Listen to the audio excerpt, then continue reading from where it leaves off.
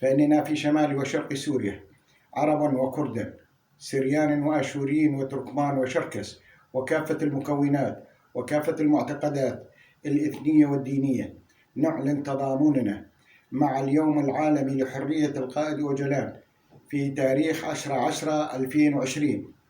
فإننا نناشد جميع المكونات وكافة أحرار العالم، ونناشد الأمم المتحدة ومنظمة حقوق الإنسان والمجتمع المدني وكافة المنظمات الأممية لمتابعة وضع القائد أوجلان، وكما نناشدهم أيضا بوضع حد وإنهاء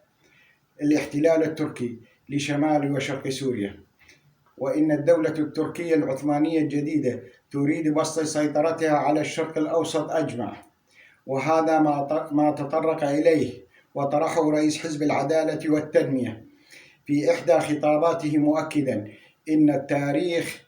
العثماني هو من يخوله باحتلال الأراضي في سوريا والعراق وفلسطين وليبيا وكافة الشرق الأوسط. لذا مرة أخرى نناشد كافة أحرار العالم وكافة المنظمات الأممية ومنظمات حقوق الإنسان والمجتمع المدني